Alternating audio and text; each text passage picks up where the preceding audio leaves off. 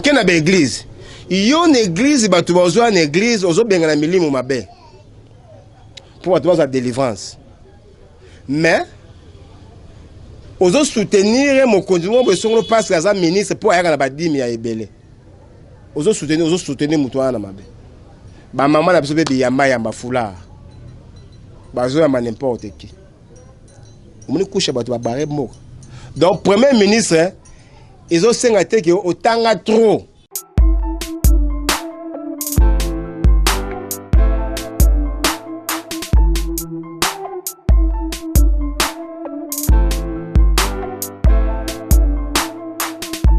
Na mabota na bino tant boyoka kabwe il nga hotel saite ngai wa bino papa Sango veut dire cardinal Semintingi na ingelaka na mabota na bino.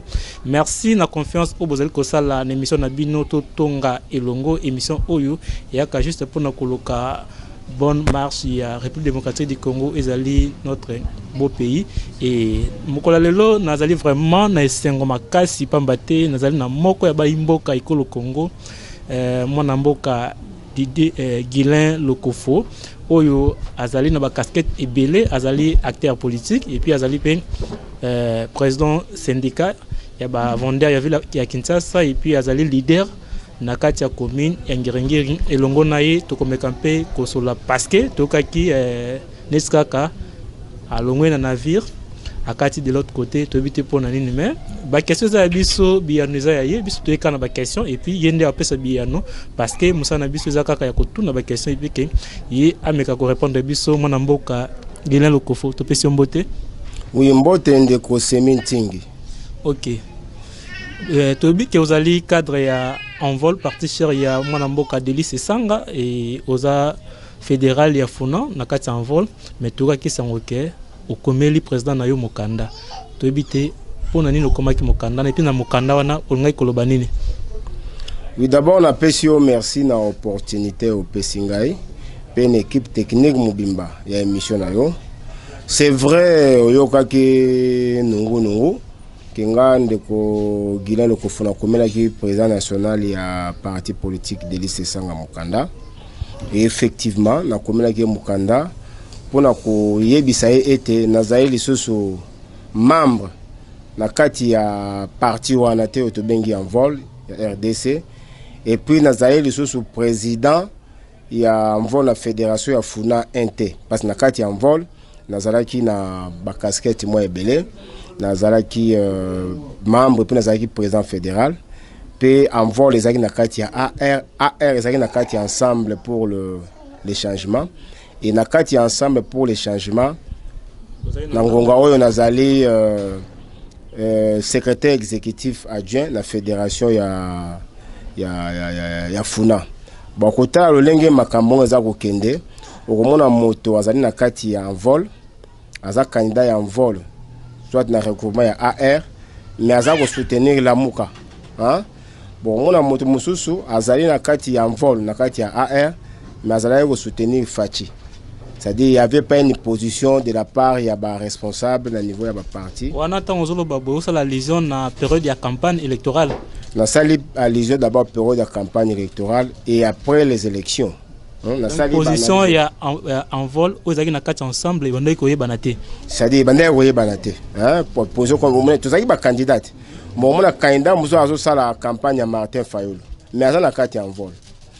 Bon on a candidat muso azo sala campagne ya Félix Tshisekedi. Mais ngana zalaki moto ya yambo na kati ya parti. Oyo na ba ke loko la parti est décidé te tant basnegi accord ya Genève. Ndenga ndi moto ya yambo na kati ya parti na lobaki était naza ko soutenir mwana mboka Félix Tshisekedi. Parce que tant tozaka na mwana mboka Félix Tshisekedi na IM tozaka na séminaire moko ya société civile. Yé ba le bazalaka à l'époque na secrétaire général à l'époque ezalaka Bruno Mavungu. Na ebisaka mwana mboka Félix Tshisekedi était okokoma mokonzi ya mboka okodiriger RDC abia président webika ndenge ya solana bato vrai ça mutu mo azaka très cool bon tout la ndenge ni nzambe azo sala makambo mais lelo wana ba neni ni wana bon calculer kaka leki mo mikolo hein tant calculer à époque oyo Bruno Mavungu azaki secrétaire général nazana nena mutu te mais soki biba ye moko esika zali hein abeti machine ayebi mukulango tuzaki na IM nayebisaka koza mokonzi ya mboka esengo na ngai nzambe akoki prophétie na ye et que lelo Félix Tshisekedi Tshilombo aza mokonzi ya mboka. Donc c'est une bénédiction pour le peuple congolais. Alors moto nyonso aza ko combattre ye, c'est-à-dire moto azoyaka na ba molimo ya ba vérité des ênes. Ba to ba osa la Satan, ba osa la nzambe parce que Félix Tshisekedi azali moto azali pamboli pour le peuple congolais. Non moni avandi wana. Mais si autant que tous on a un positionnement ensemble pour les changements, vous allez soutenir Moïse Katumbi Tshapa, Moïse Katumbi Tshapa na kati ya la Muka.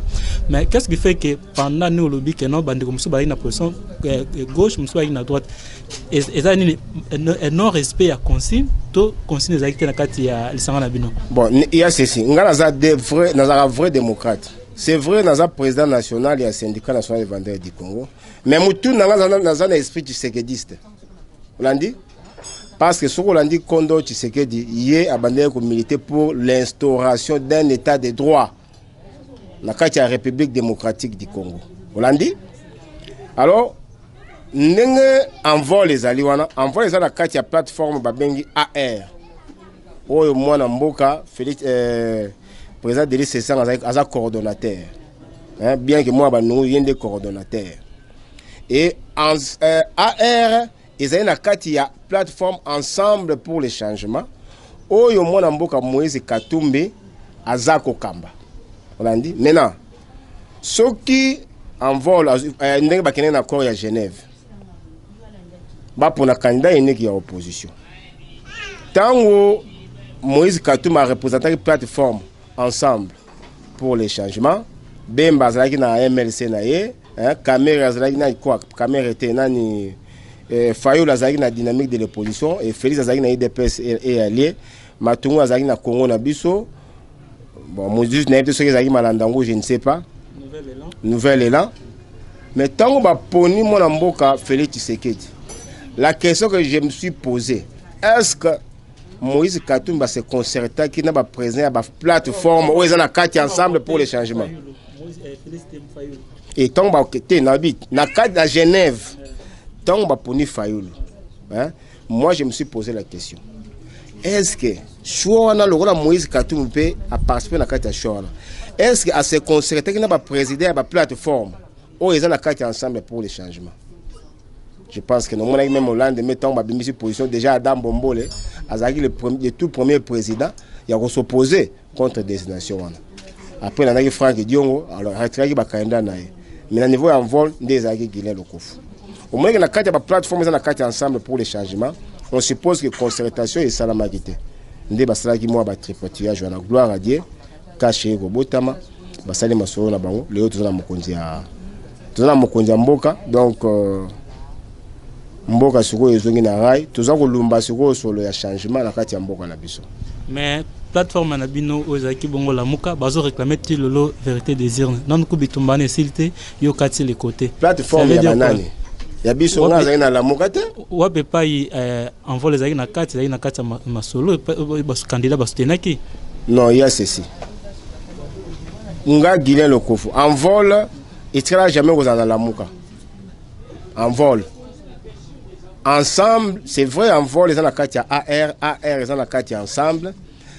Mais le président Moïse Katumbi a engagé qui ensemble pour les changements, sans qu'on concerter le président ou le regroupement politique. On l'a dit? La campagne, il y a Félix Tshisekedi, tout en étant secrétaire. Voilà, ils sont d'accord, on est président ensemble.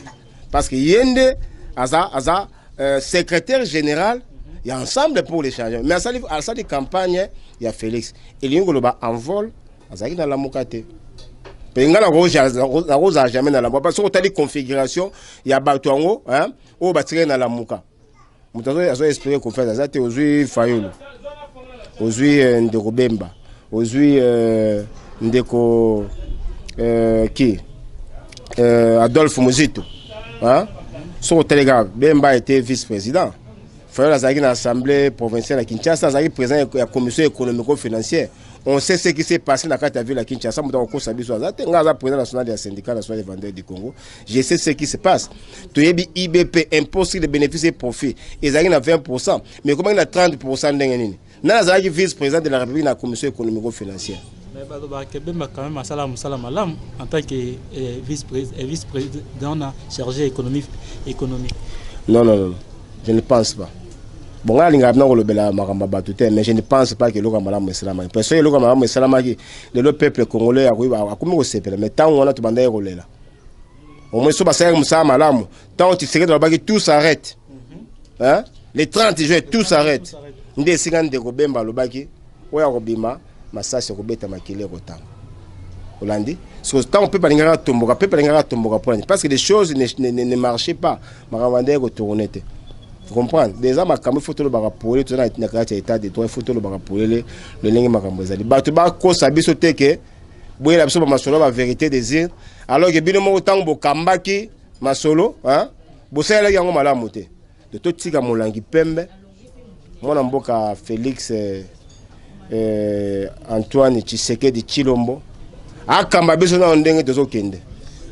Que bino bato ensemble boza no bato mo sans position yango mona bande muso avec non Moïse Katumbi Chapui patron na bino ti lelo pe positionné banarate ne sera que non à jour neige ya bato na ngambo la preuve en est l'automoni même ti loso tel ba déclaration kingo kumwanza donc pour na ekuto asa bima jana masolo ya la mukakala donc pour na Félix ou rien donc muta simba ko Félix te Malobawana tant totalement to pesa raison maman to bakeno leader na bino Moïse Katumbi Chapui o wa no douter na position na ye.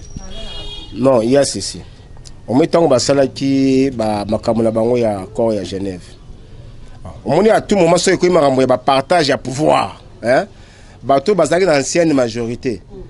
Ba ndaya ko bata masiko na niveau ya opposition, hein? Pour ba bima bana malamu. Ndo moni mingi ba kendaki na côté opposition. Balati kazaka ya opposition mais mitema na bango ezaki nkoi.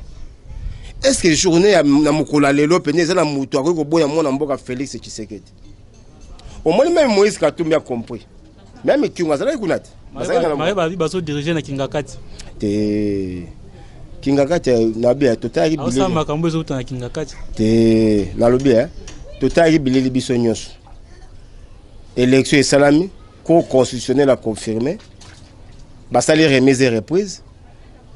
Mon amboka président Joseph Kabila a tiki ngwende appelé si on a son excellence Félix Tshisekedi. A nommé Félix Tshisekedi. Te a nommé te. So bozo ba nomination bato ba nomination tout na bango a nommé nomination. Fayu même ta gagné l'élection. Non, il y a ceci.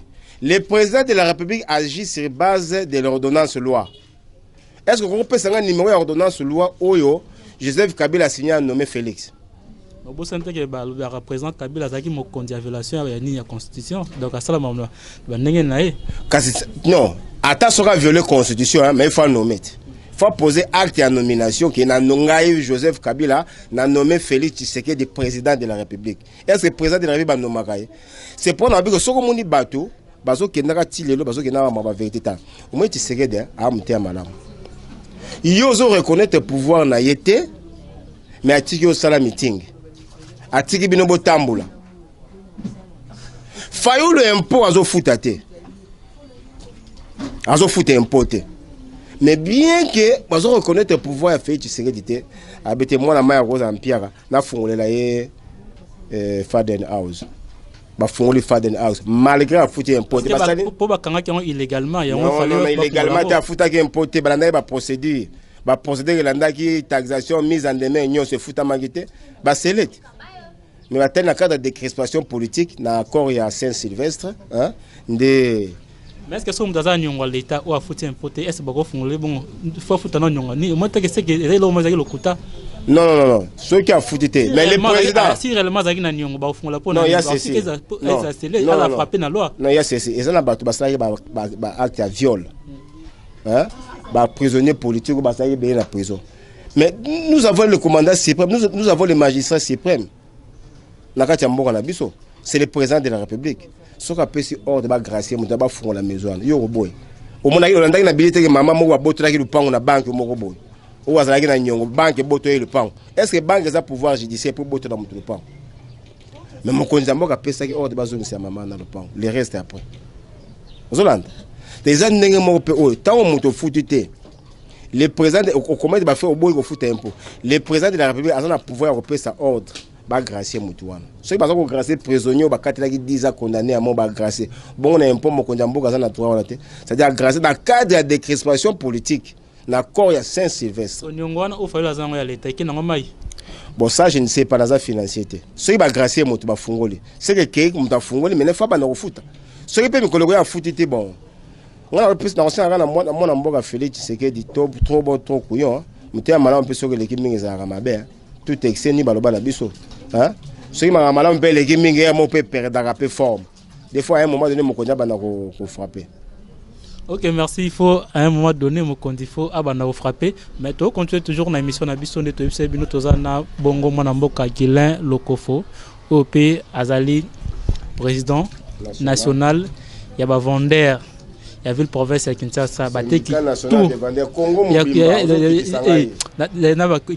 Congo Mobimba, Ezala Lubumbashi, Ezala Matadi, Ezala Boma, Ezala Beni, donc Vendeur nous sommes dans Itondi, donc président Nabango Yotozanae, mais président to éviter tout mais quand on a dossier tali bongo les Kambaba Vendeur bazol là pour donc babi tracasserie et l'équipe tellement macasse na République démocratique du Congo. En tant que président national, la démarche ni bossal en fait que Vendeur base à la respecter tout le monde dans Mikil Moussous. Ben là on a le balancer et là on a enseigné mon amboka président de la République l'actuel Félix Antoine Tshilombo Tshisekedi vraiment azala très prudent et ça na bombe à retardement et zoya na kati ya mboka. Parce que au moni avant to que na élection ils ont un texte de loi au ezalaki où l'État a institué qui pour tout foutre ba taxe, ba droit, ba impôt, ba redevance. Mais tout comme en 2018, avant tout qu'il y a une élection, na niveau ya gouvernement ou tikoleka. Avant départ gouvernement. Avant départ il y a Joseph Kabila. Ba bimisi ba loi moko o ezali taillé sur mesure. O ezali que non opérateur économique congolais a se retrouver les sous-soutés. Et ça là parce que biso zo ko na biso to bimisa ba loi o pour Félix Tshisekedi tanga roya. Balo bageno makambo Félix Tshisekedi mta sala o bango ba sali ba tsekeli biso ndi yango baza ko appliquer siko. Donc opérateur économique moyen se retrouver na temps oyo exact. To lo beza ba mitambo bacheli. Eza mitambo bacheli. Na ko peut exemple. Na loi ya kala baloba ki muta ko futa taxe ya pollution ezali ba entreprise industrielle. Mais na loi ba mise na 2018 avant Kabila kende. Même pharmacie, même boutique, il y a mouké. On a un atelier moyen à couture, il y a mouké. On fout ta taxe à pollution. Est-ce que c'est normal? Barabi na mouton fout ta taxe rémunératoire. Aux taxes rémunératoires, ils allaient participation et opérateur économique pour l'assainissement ya mboka. Mais, comment les sous taxe et assainissement babakisi? Au moins, il y a comme double taxation. Moutoazan a une petite maison à vente à Menche. Basali a arrêté à niveau à ville, balobi Moutouana Fouta, $150. De l'opérateur économique Yolanda a foutu taxe à pollution, a foutu taxe rémunératoire, a foutu taxe à assainissement, a foutu taxe à publicité, a foutu taxe à Menche, a foutu impôt. Hein? A foutu taxe unique na bango baza ko créer biloko belé ba créer. Donc a foutu au import a foutu taxe numéro import export. Or mutu tant dans l'activité commerciale. Ce cas un numéro à registre du commerce de rendre on a une appellation à kala le ba benga RCCM. Et ça numéro oyo et PC pouvoir ya ko la activité commerciale. C'est la catégorie d'un grand commerçant. Ba on peut identification nationale ba PC numéro là pour na Congo Mobimba. Et au longo wana sera important à un numéro import export. Mais ce numéro import export wana ezali pour mutuza sa opération d'importation, c'est avec ce numéro là qu'il est enregistré importateur ou exportateur. Mais tala mabezali baza ko singa bango ba futa taxe annuelle, il y a numéro import export. aucun secteur à publicité. Si vous présentez que malin pour balanda biso ba comprendre parce que tant il y a une question pour que bateau balanda biso ba retenir quelque chose na autozoloba. To que malin enfin que bateau balanda biso ba tirer moi quelque chose na mamtoloba awa. To ba nino na mambuya taxe ya production. La pollution. Taxe ya pollution. Il fait essengel et sali malolenge nini essengel ba futa malolenge nini des fois ça par rapport à taxe wana. Par rapport à taxe wana mabe ezali na ordonnance sur la signé en 2013 et le bagi moto essengel futa taxe ya pollution ezali moto oyo azali na entreprise industrielle na repese exemple ba Marsavuko ba Ipak ba Bralima ba Bra Congo hein ba to bazana ba usine et à fabrication bango ne baza concerné na refuta taxe ya pollution mais to comme en 2018 car rapport de réserve élection bazo mongo ya campagne pour pesa batu na bango nde ba modifier ce que loi wana en 2018 ba bimisi moto nyonso futa taxe ya pollution même les entreprises industrielles étaient ils ont dans la pharmacie futa taxe ya pollution. Vous trouvez ça normal? Pharmacie azo polluer na nini? C'est ça yango tozoloba ndo mo yango tolobi ke ba tire mokonza mo mitambo to komaki mokonza mboka memorandum eza déjà na mesa na ye to komaki makambo nyonso tu wana bon to moni ke bazo répondre biso favorablement te nde mikolero ya tozala ba activité to kosala pouvoir l'état pesa na biso syndicat hein ba pesa biso tozala to ya kosala grève tozala to ya kosala marche tozala to ya kosala makambo ebele na makambo petit commerce au congolais na kati. Mais il y a pesa biso passe mikolo donc ba taxe ba tie wana ba institué na ba tu ya police judiciaire bazo ya kosala contrôle na ba maison sans que base na réquisition ya procureur ozo monde donc ba opérateur économique mikolo ils sont à la merci des commerçants et puis ba bourgmestre na biso ba tie la biso ba bourgmestre na carte République démocratique du Congo au lieu ba prêcher par l'exemple pour na ko faire asseoir ko respecter ko appliquer mibeko l'état zozwa na ba entité na bango pour bango ba une entité territoriale décentralisée. Mais bango ba commencer à ngolo la mboka na bango il peut se réveiller un matin hein à créer na ba taxe et à bandi ko percevoir. Ndozo mona miso na ba commune nyonso ba sali ba ordre de mission ba agent économie ba sala ba mission à contrôle économique. Ba bourgmestre ba mo créer ba taxe bango. Créer ba taxe bango mo ba créer ba mission officielle hein bango moko. Pour na ya mo mission eza officielle. Alors réellement sur ba mission locale ya ba contrôle économique. Ils ont la compétence du gouvernement provincial. C'est le ministre provincial de l'économie qui a le pouvoir de faire face à Makambongo. Mais Tala Binomoko. Mais balwa ke beaucoup mais wana bango ne sonde baza bongo baza ba 207 ba na verser na baza obligé ba ni pour verser na hôtel de ville yango moni ba comment koluka ko tracasser ba population de sorte que pour ceux qui sali bongo te baza na ba sanction à niveau ya hôtel de ville. Bon, en tout cas, wana, je ne sais pas. Nous, le but qui est basé 207, bah, na la versement, bah, on basé ba chauffeur était, hein. Bah, on les allait ba taxe ya bango, hein. Ba taxe ya ville, bah, on ba recouvrer te. Mais ba taxe ya bango, ba taxe soit qui ville à recouvrer, ba taxe mosus na niveau ya ba commune, ne ville à ça la rétrocession na niveau ya ba commune. Bah, on la rétrocession ba pèse bango miso. Parce que pour mes années à gestion ya bambongo oyo ville à salaka et pas ba bourgmestre. Est-ce que bon on a c'est la bango te bango le créer de sorte que ba tracasser peu population pour que bango pas se retrouver dans tourna bango. Bon ce que le que bazongi c'est la bango te ouais ça violation à loi. On l'a dit.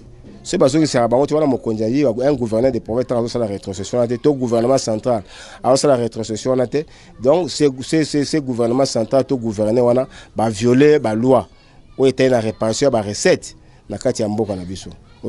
Donc makambo ezaka moi mobulu mais je sais que ba rétrocéder ata ce que ça rappelle normal était moi rétrocession et ezalaka mais pour mes alliés avec le niveau ya ba commune bon les gestions hein ou les autres à niveau ba commune ce sont des gestions opaques hein donc transparence comme tel ezate les bourgmestres se réveillent matin à créer ba taxe naie à créer ba mission à contrôle naie juste pour faire souffrir ces pauvres populations, ces pauvres petits vendeurs, ces pauvres petits commerçants, même les étrangers qui ont choisi notre pays comme leur second patrie, hein, bango nyonso batie bango na kati ya sac pour na consommer bango ko terroriser bango de sorte que ba émerger te ba évoluer te. C'est que bino ba syndicat bozo salani de sorte que population à revenir na ba droit na et que ba taxe ou ba fabriquer bango na dernière minute awa et ezala non ekwesa manyoso wana bon biso to komela ke mokonzi mboka memorandum to singa même ba abroger ba ordonnance sur la mibale 18/003 portant fixation de la nomenclature ya ba taxe où ils ont relevé la compétence et pouvoir central et 18/004 portant fixation ya ba taxe impôt redevance où ils ont relevé la compétence ya ba entité territoriale décentralisée. On dit ça dit biloko mibale on est sengeli ba modifier yango. Pe gouverneur a vu la Kinshasa à Yesika. Jean-Tini Godou. Tout ce que préparer déjà mémorandum. Pour te pesa naie journal officiel au ebimi au bâti ba taxe ya hôtel de ville au ba se référer na loi ya sika et sengeli ba modifier on ba boma yango parce que biloko bâti na kati wana ils ont porté ba germe ya conflit. Ba conflit aux la makasi au sala que population vendeuse, population commerçante, biso ba commerçant mikolero ya to robima na balabala.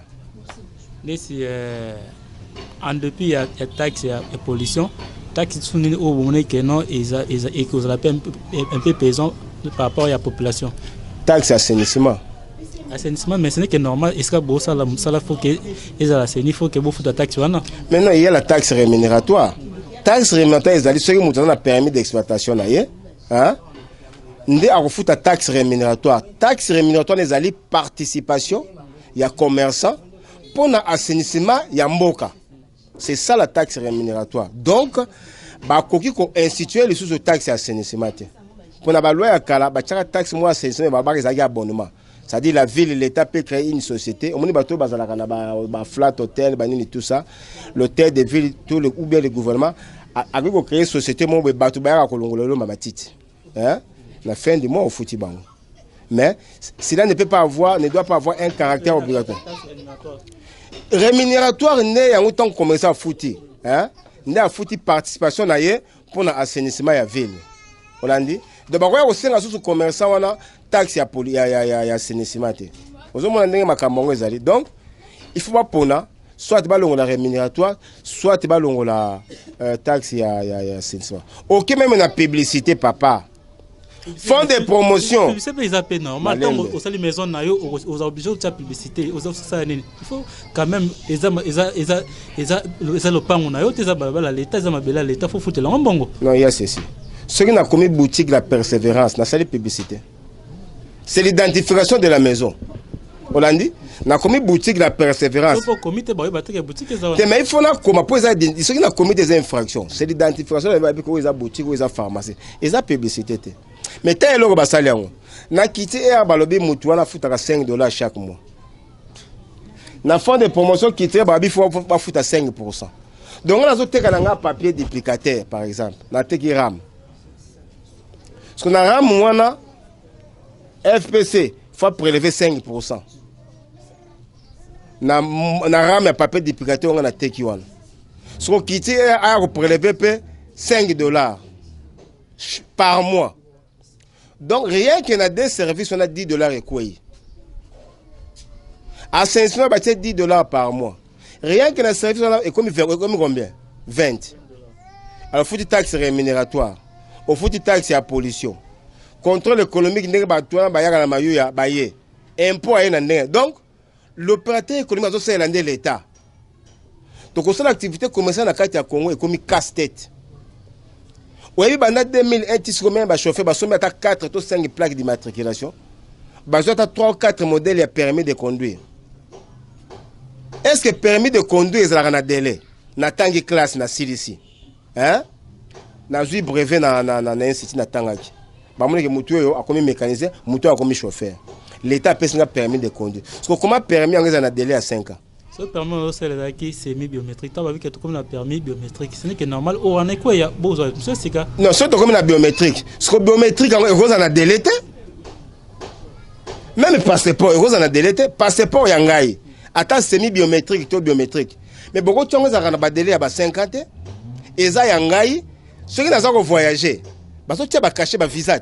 Ceux qui sont tombés, ils n'ont pas de passeport. Mais beaucoup exigent que non, passeport, permis de conduire, et ils ont un délai à 5 ans. Et ça, les Cambouis, il faut pas l'obéir. Ils ont des députés provinciaux, ils ont des députés nationaux.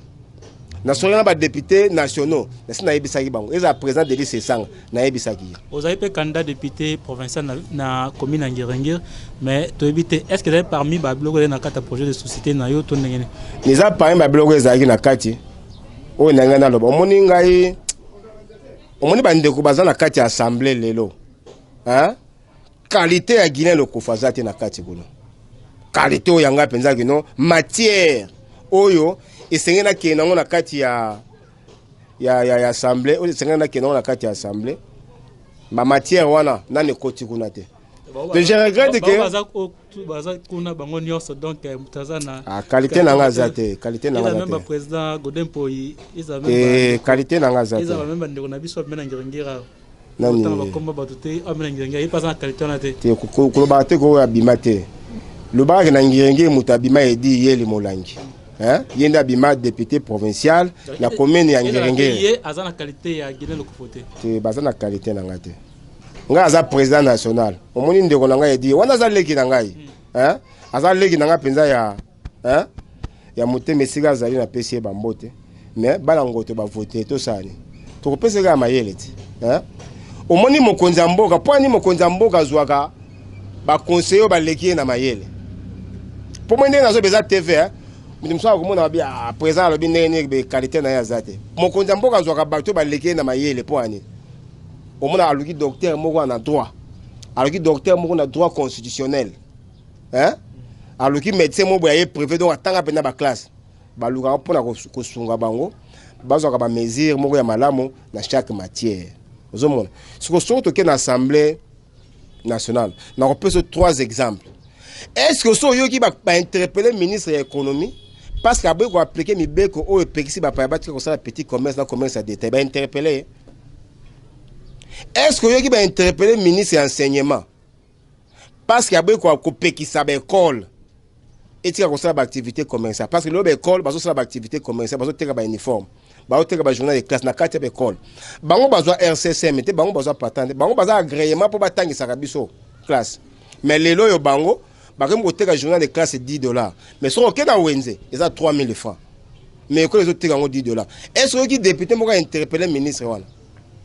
Le quand on décrit il y a trop na ba émission belé to sala les kambo ya côté kaka ba fourniture scolaire na ba école ba uniforme ba journal de classe mais ils ont senga que tous ba lobelemo ya solo ou ba souci ya ba congolais enfin que ba me camper kolobela les kambo et surtout les kambo ya exclusivité ya commerce en détail eza exclusivité pour na ba na mboka le au cas moi un chinois a moi le ba na coin azoteka bloc en détail so gi akomo teka bongo bana mboka sko basani ndeko mais nyoso pe parce que bino pe ba lobele pande wana bosa musana bino mala mute ndeko aucun na lofu na sombi biloko na kati ya mboka na ngai na lofu na parti RDC mbazo futi nga douane oyoki député lobele likambongo bazo futi douane oyoki député lobele likambwana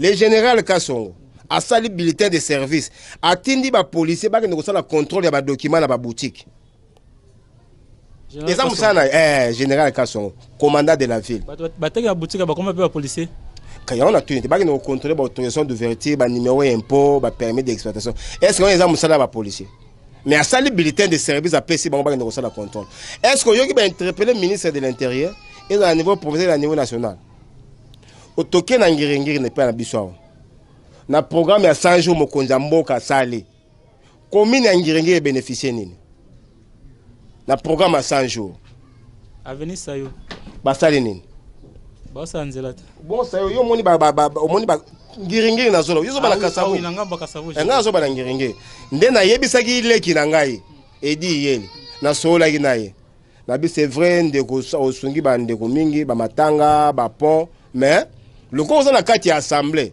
tant que ça la budget a vu la Kinshasa ça la rapport ba bongisi la biso ba macadamiser avenir Birmanie ba macadamiser ango ba macadamiser avenir Sayo Makanza Nzombo Niangara Movenda avenir Ngirengere donc ça o ya biso e matin ke ne na mafuta kuna olandi isa ba boulot autopesi parce que pour pesa ba to ba boulot il faut ça la binda kinwa Zolande mais biso ngoto leki na biso abimaki to sunga to pese mayele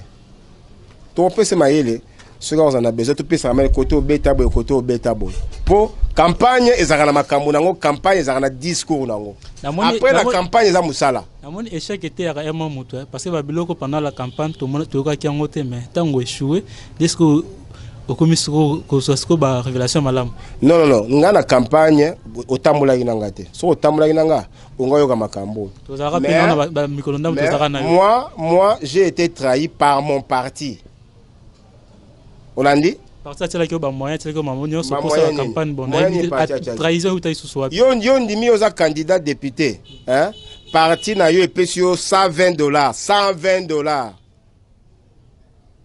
nga président c'est ça na campagne yanga campagne de députation mbongo président pesanga $120 na menacé ba bandero bala no solo baté président c'est ça président c'est ça intellectuel. C'est quelqu'un que je respecte beaucoup. J'ai beaucoup de considérations à respecter. C'est un grand combattant, un grand militant. Mais c'est ce que j'ai dit. Et c'est ça même ma raison.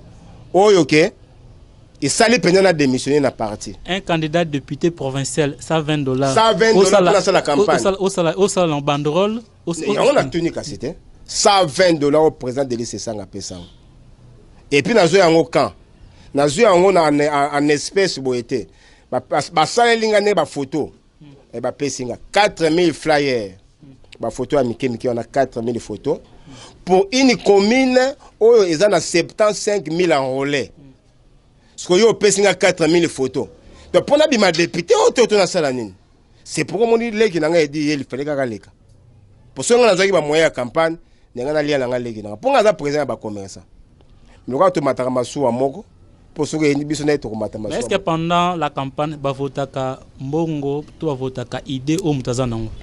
Bon, on a habitude de monsieur yaki na kati ya na kati mboko na biso, bandeko baleka avant biso, hein? Ba votaka bango pona mbongo. Mais ça ba député monsieur baleki na législative oyo, ba voter bango pona mbongo te. Non, pour ce exemple, Mike Mukeba, ya na mbongo. Pourquoi pas yo pe quoi rien ba idée ba voter Eliezer ya na mbongo. Ah bon te même Bazili tomba votaka etango wana Bazili etango wana o le za vice premier ministre est-ce que tango azaki na mbongo déjà ba milliers oyo ke batali ba voter te ani liboy parce que bazaki pe na mo moyen hein oyo ke ba support na ye et comment presque partout mais moi j'ai été trahi par mon parti c'est pour ça na kanda makasi ya parti wana parce qu'après les élections vous allez analyse croyant que le parti va fonctionner mais bon, ma campagne est avant, pendant et après la campagne. Donc, comme nous avons déjà dans un esprit tshisekedi, ne soyez pas surpris un jour sur moi, il a commis membre IDPS. Pour pouvoir, il y a un peu de côté. Parce que les APK, tout le monde a PPRD, tout le monde a pouvoir. Nous avons IDPS, nous avons MS qui n'a pas perdu. Le IDPS doit avoir pouvoir, nous avons beaucoup de caca. Nous avons dit pour nous président un syndicat. Si nous avons posé à voter pour nous, nous avons candidat na PPRD. Pendant na vandi boye na sola na viandre bien. On peut perdre des places exactes. Vous croyez que je n'ai pas été contacté? Au cas où baya que pas ngate. Moi j'ai été contacté. Ils abata PPRD, ils abata AFC. Ils contacté qui pose à Muzito. Tu on ko folonganga azala suppléant. J'ai été contacté, mais au tali idéologie ya batongo. Nga za tshisekediste. Funa ngende côté ya ba opposant. Nommé na kenda na envol pour kota koza pe mambo na IDPS ba joa pe na ba candidat député provincial national IDPS eza blague te hein vous comprenez eza blague to yega ba candidat il faut ba analyser ba tani tout ça bon ngapi na za muto na wela kate hein musala ngezali ya kolobela population kolobela bato et à un moment de bokonzi zwana yo hein sala na yo sakana melalia mais le la population de moi je continue mon travail le travail que j'ai fait et là Moussalo est député à ça Wenza Indo était kamagi mais les Sénégalais ça les grève Wenza zongi taxe au bâtiment ils sont montés à autorisation d'ouverture chaque année les Sénégalais de cela qui grève l'état longoliango vous comprenez ce que tu m'as dit bituma la pollution tu m'as dit bituma frais bancaire frais bancaire en fout à makati compte eza ya l'état l'état avec nous fout en mpako na ngai na banque songolo mpako ango combien 100 000 francs c'est que nous reçoit 100 000 francs na ke na banque wana ke ko futa so comment na banque ba bete futa $12 ya frais bancaire yo za na compte na so nga na ko chamba na compte bon c'est un frais bancaire te pour compte eza ya l'état même ba fonctionnaire tant bazo futa bango bazo kata bango mo mbongo moko pour la nini compte eza ya bango mais wana eza ya l'état ce qui na niveau ya province ville à Kinshasa ville les autres n'absent na banque zo futa ba impôt bazo singa frais bancaire te alors comment na niveau ya gouvernement central bazo n'absent na ba banque ou bazo singa frais bancaire donc tu as futa frais bancaire te est-ce que ba député bazo mona ngote ba tiki yango ndengwana bale yana pe qualité na nga na bato bazo na kati ya palais du peuple ton assemblée provinciale attends ngo le président provincial Godem Poi to za qualité moko te quand nous sommes à Kanga président ya kala ya assemblée provinciale Roger Ntingi tomoni ministre na bino pe wa gera bino mambo ya ba Wenze Gima Tondo pe azana déjà payé un dossier parce que babi dans 8 jours faut s'expliquer par rapport à la gestion finance il y avait province à Kinshasa nyo swana était stratégie mon mboka a sa musala malam non ba lobby nanya lobby tant on ba lobby hein assemblée provinciale assemblée nationale ba kota ki plénière to ba sala nini na pe ça information hier na plénière il y a lobby à assemblée provinciale bah il y avait une motion contre ministre Guy Matondo où il faut s'expliquer par rapport à la gestion il y a finance il y a vu province à Kinshasa maintenant ils ont exercice parlementaire il y a la bignon so wana onzi mango raté to nandi maté pour la nini ba benga à s'expliquer et ça marabanda kala bon exemple na liboso mais Martin Fayulu pas interpellé la ministre Martin Fayulu tant azaki na assemblée provinciale azaki président de la commission économico-financière il est mutatsela biso ba taxe ya ba mfumbo na ba taxe sur les activités polluantes ba interpellé ba ministre Matondo ils ont exercé musala sengi de député à ça mais sous kanango on ba motion na bango hein et botaka penza mbumate hein ba motion mo za ba motion mo na ba boseka motion interpellation bolika là hein botungisi moto pour rien et puis sur le gouverneur abimi gouvernement ya sikezo bima assemblée provinciale bimi le moment hein o bazo sala affaire moi je souhaite que tu vas interpeller Kimbuta hein bah interpeller Kimbuta comment est-ce qu'il a géré la vie de Kinshasa voilà on est là dossier par dossier mais babandaki na président assemblée provinciale ba kitina ministre na ya finance so babandi na assemblée provinciale qu'est-ce qu'il va quitter na Kimbuta bandi ko kolandela ya shit mutako sese pourquoi ba bana Kimbuta ba moi que non o azana na dossier ils ont mona ils ont noyé ah et ça bango baza pouvoir na bango en tant que ba député provinciaux ils ont pouvoir na bango ba sala musala na bango so ba bengi se muta a s'expliquer ako kenda s'expliquer so ba sali mosa ya ako s'expliquer to gérer na compte à vie to tiki boy to sombaki na côté à sécurité pe ba benga pe ministre provincial ya population pourquoi kuluna pourquoi il y a environnement ba benga mais matiti ezala ke belé hein des ans musala sengi ba sala c'est que nous voulons tenir ba député ba sala musala ya solo ba sala musala oyo ba député ba leka kité so mais on a zolo ba ki qualité ya Guilé le Kouf pour nga Guilé le Kouf on a interpellé au ministre on a un problème pour nga na samana 24 bourgmestre ville à Kinshasa longa bango to na longa bango nyonso ba sanga ba ke funda Guilé le Kouf na parquet parce que je les avais traités de récalcitrants on l'a dit mais devant les ministres devant un membre du gouvernement provincial on a s'expliquer n'a justifié pourquoi on a bien barricade parce qu'ils ont créé certaines dispositions qui n'existaient pas dans la loi. Ce sont eux qui m'ibeko. Ils ont le gouvernement a décidé que taxe aux 10 francs. Hein? Yo, on lui dit 10 francs, 50 francs. Au biminan. Mi récalcitrant non. Peu comme au Kangaba, tu passes aux arbres non. Donc tu poses un acte pour défendre les populations. Vous m'avez dit, vous allez. Donc, tout ça, misale belé, tu sauves marambo belé, tu bikisi bate belé, les lots, vous avez moi boutique, à ça, vous espérez quand même, ma solo à malam. Et les lots, tout ça, procès, n'a pas économie à Kassavoub. Pourquoi? Loi, le but contrôle économique, c'est la compétence à la ville. Mais bon, mais ça, c'est hors de l'émission à Tindi, Bango, c'est la contrôle économique. Vous voyez? Donc, tout ça, les Sénégalais, ils ont besoin de commerce, ils ont posé acte. Pas ces agarres qui bon. Ozolia bien. Kolia. Oh, mais les commerçants sont des patrons. On a ni moi ba stango kenda pe kuna mamba enveloppe ezalaka. Kolia wapi? Dossier ochana se. Kolia wapi? Tant on a kende wapi na parquet ba ole sangane. Parquet soko. Na ba bourgmestre wana. Ah, ba bourgmestre on peut sonner. OK, peut pas bourgmestre on va payer $100 à payer $100. Bourgmestre OK pas bourgmestre mo d'une commune à $100 à payer. Kaka be pamba ga ne wana. E ba endeni. Mais au Sénégal tu vivras tant mususu. Tu vivras dans la cotisation syndicale.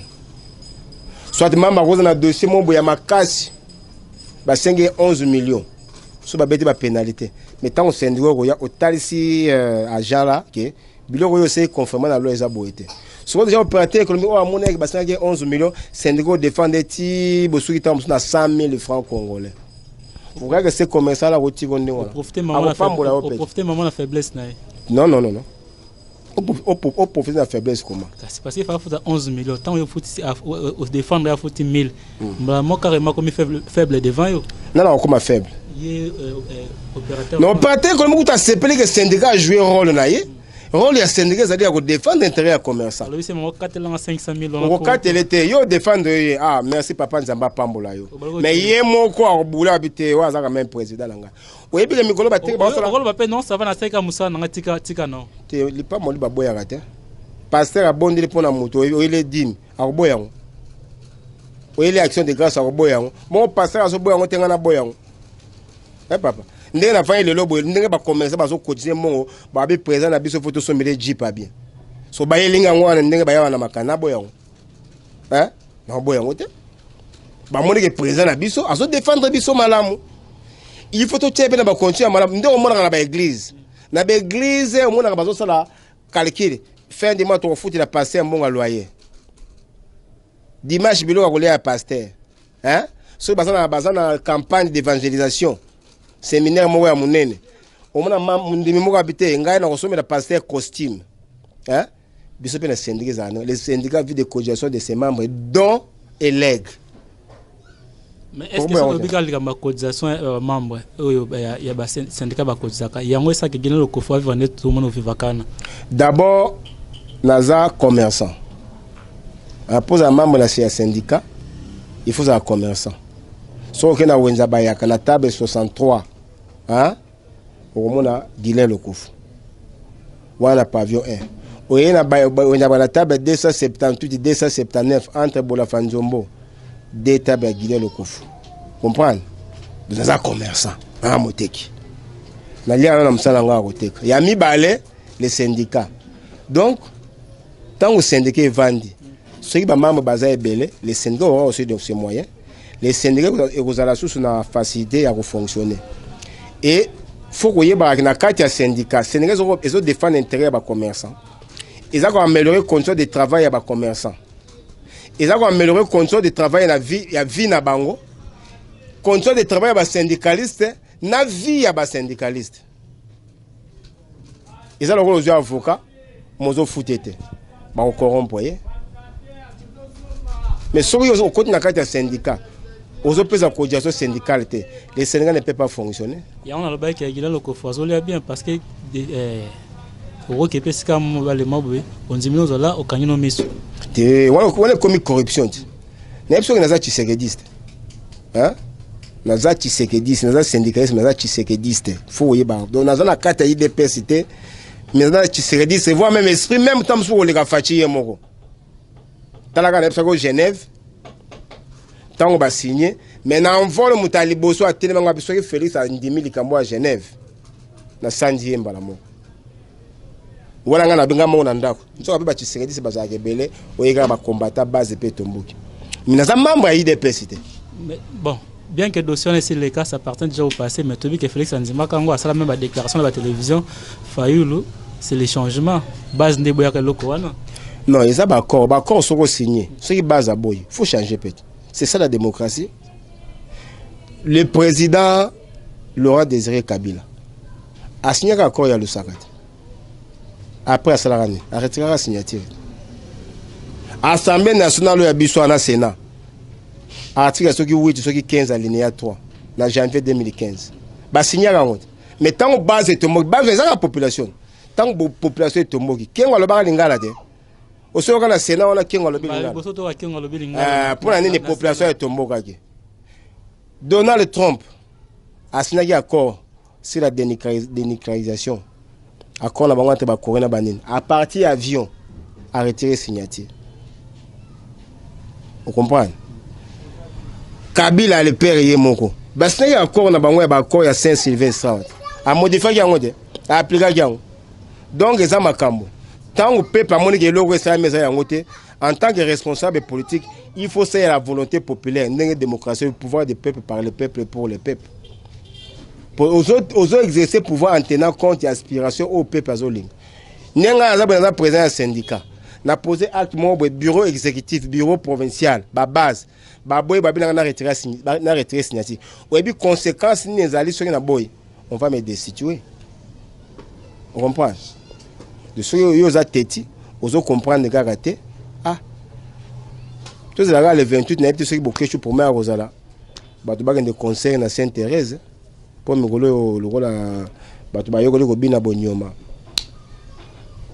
Donc vous comprenez que toza bongona Guilain Lokofo to ebité nana no sebiso pété sikazo kende moi to ebi kaza cadre il y a un vol on peut pas autiko démissionner bien qu'annoncer biso souté sika ke ya to to bengi non bongo jusqu'à ce qu'a annoncé biso ici la prochainement benga bongo te parce que yo kande ko ngai nazala ki membre en vol nazala ki président de la fédération afuna 1 na komeli en vol peut komeli ngai olandi ba prendre acte ya démission na ngai vous comprenez c'est que nazala susu kunate. Mais ce qu'on a fait, nous avons s'occuper de la syndicat. Mais nous ceux qui ont comme membre d'un parti, parce que la loi congolaise n'interdit pas un syndicaliste à un membre dans un parti politique. Nous ceux qui sont en contact dans le parti, et qui a signé acte d'adhésion dans le parti, nous avons dans la télévision. Nous avons annoncé que nous avons pour un objectif 2023. Pour 2023, vous allez kita Lokofo député national. Et nous allons surprendre, en 2023, ceux qui vont modifier la loi électorale. Avec la population, nous allons voter pour gouverneur. Lokofo Longanga Guilain Bokele, si tu as un candidat gouverneur. Il y avait le professeur Kinshasa. Commerçant, Penza, donc, il faut tout diriger Villa Kinshasa na Lingala. Hein? Il faut tout diriger Villa Kinshasa na Lingala. Au moins, dans Bamboga, nous avons même 1000 gars poussière et la marassou. 1000 gars poussière et la marassou. Il faut changer ma solo.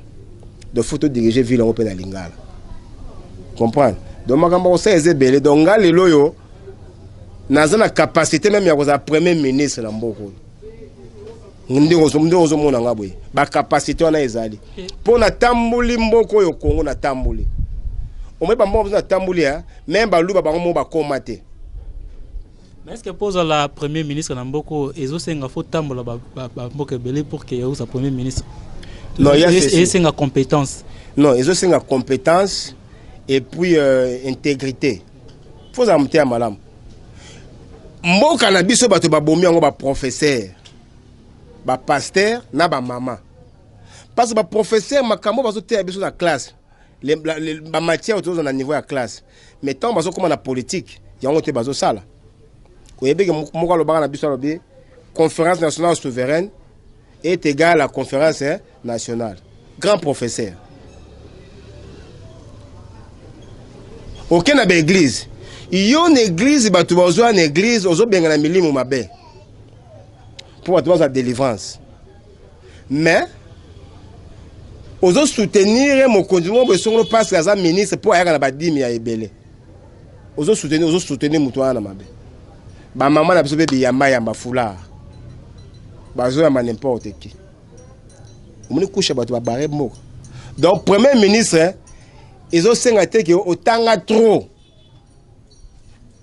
ils ont senga oyebi ko loba français oyebi ko tanga français on a la matière et puis faut za na mutema malamu. Pour le premier ministre, il y a un grand professeur, un docteur. Hein? Aussi, par exemple, le Mumba. Je ne pense pas que le Mumba est licencié. Hein? Lumumba est l'essentiel. Mais le héros national. Hein? Lumumba. Tu vois, le premier ministre, le Pinga Kassin. N'est-ce pas ce qui Pinga Kassin est le premier ministre? Boboli Kolokonga. Professeur Likulia. Kengo Wadondo. Etienne Tshisekedi wa Mulumba. Baboyaka Salawa. Bangunza Karlebon. Birindwa. Hein? Ozui Bamabi Mulumba. Mulumba Lukoji. Bachibala. Matata Ponyo. Batangati. Est-ce que Marambo Simbagi? Marambo Simbagi, mais ce sont des grands professeurs. Ceux qui ont batanga tout, ils ont doté, ils ont docteur. Mais Félix Tshisekedi dans Megakaka, il le premier ministre. Donc, on a eu poste on a premier ministre, ça te va, donc ça va passer au Kwasime charge wana et que au Kobimisa ba Congolais na misère au bazana. Coup de nez on sunga Félix Tshisekedi na makasi. Ou bien Megakaka, tant va être premier ministre, ba Megakaka tant ministre économie nationale. Est-ce qu'on est à membre comme Meka, tout ça membre ça ba disons, est-ce membre Meka pour ba bati po yo azara matata, au moins tant na concertation nationale. Président de la commission nationale qui a Kwama, qui a Kiziki. Rapporteur ezalaki Olivier Kamitatu. Vous l'avez dit? Mais na beta biloko na concertation nationale, nazo beta yango na mutu nazo tangate. Bazo poser ba question nazo répondre bango. J'ai fait adopter 67 recommandations dans la concertation nationale qui n'est pas appliquée jusqu'à aujourd'hui. On comprend? Oui, bah comment va bénéficier dans l'année? Bah comment va bénéficier dans l'année? Bah maison d'abord si on dit comme application bah texte, ils ont payé ça bah pas bâtir comme ça la petit commerce. Yo aux na usine, hein? Mais aux autres côté cas au fond des maisons à cité wa, aux autres cas boîte à tomates moko, c'est normal. Mais tout le monde bah tu y a bah J ou bah moi hier au teka bah carton moko bah on monte dans la boutique. Bon bah tout bah ça dans magasin bah au teka. Est-ce que mon ba dépôt à boisson sous la cité? Ici na tini mituka na yezo ya koteka boisson na bakazi ya masanga na terrasse. O to yebeli terrasse eteka masanga esoma masanga na dépôt.